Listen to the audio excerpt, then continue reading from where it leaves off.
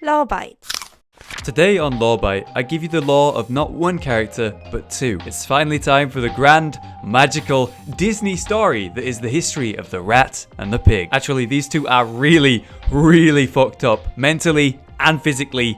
Jesus Christ. Today, these two madmen are roaming the world, taking what they want at complete random, and destruction always follows them. But why? Let's find out. To learn their history and what caused them to go this mad, we have to start with the Omniums. These are actually factories designed to manufacture Omnics. Omnics are robots with artificial intelligence built to serve humans and the economy. One day, the event known as the Omnic Crisis began, and these Omnium factories went rogue, creating billions of militarized robots which began attacking humanity across the globe. This was stopped by the original 6, who then formed Overwatch. The Omnium factories that created and caused the most destruction were located in Krasnoyarsk,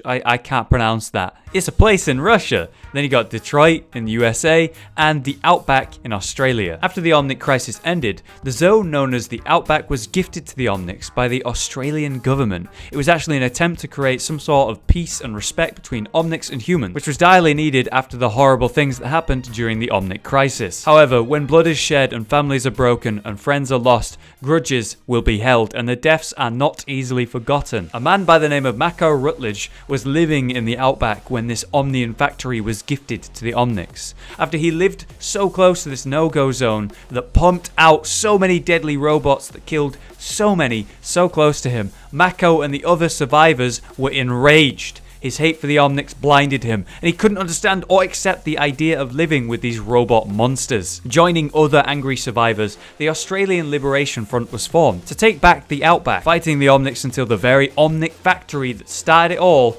blew up. After that, there was even less survivors than before. Mako survived, barely. The Outback had turned into a harsh, radiated land that began changing the people who lived there. Junkrat and Roadhog are obviously inspired by the world of Mad Max because this area is just like it. The land was now covered in metal and wreckage for miles around, and Mako had to witness his home turned into a wasteland. The man may have survived all of this, but Mako had not. This man that was once Mako donned a mask, embracing his new life, forgetting his past humanity, and the killer, known only as Roadhog, replaced him. Meanwhile, Jameson Fawkes saw his home destroyed by this massive explosion, and his hate for the Omnics was now deeply seated in him. He became a junker, collecting what scrap he could in the following years, trying to earn a living in his destroyed home. However, the lingering radiation had changed him. He found a new love for explosives.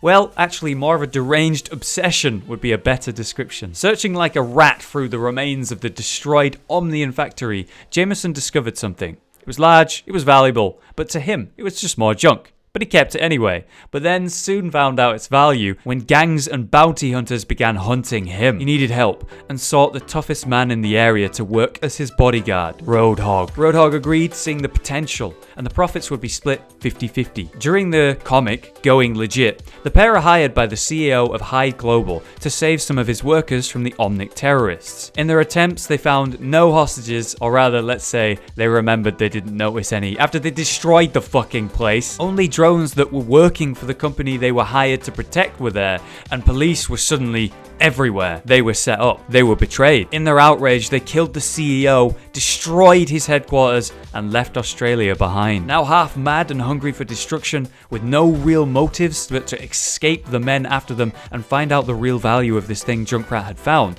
the pair began a crime spree around the world, searching for the meaning in this thing, but unable to ignore their destructive urges. They've hit many places from big to small, stolen artifacts from King's Row, destroyed buildings in Paris, even robbed an arcade in Hanamura. Their motives are barely known to them. It's like they forgot about this thing Junkrat had actually found. It's only a matter of time before it catches up with them, be it the police, the men hunting them, or the newly reformed Overwatch.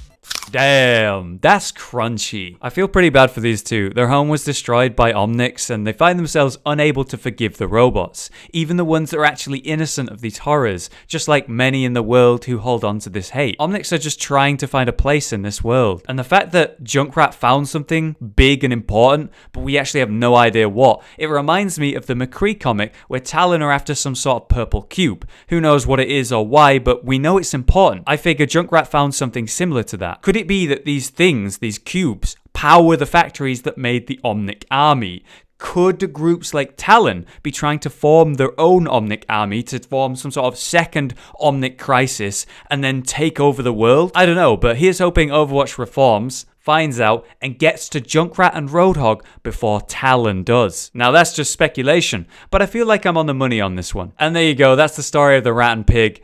Pretty interesting one. I really like that they're the center of the attention of the world. Like that speculation theory that they have something that can power a new Omnian factory that, you know, obviously would be terrible in the wrong hands. And the idea that Talon, this horrible organization, is chasing them down, hunting them, trying to kill them to get this core. And then you've got the reformed Overwatch agents also chasing them, trying to stop Talon from destroying the world with a new Omnian factory. The stage is set, and the story that's going to unfold could be a great one. I just hope we get to see it soon. Thanks for watching. I hope you enjoyed today's lore bite. If you did, please let me know with a like. Let me know what you'd like to see next, which character you'd like to hear about, and of course, share the video if you wanna. I'll see you guys next time.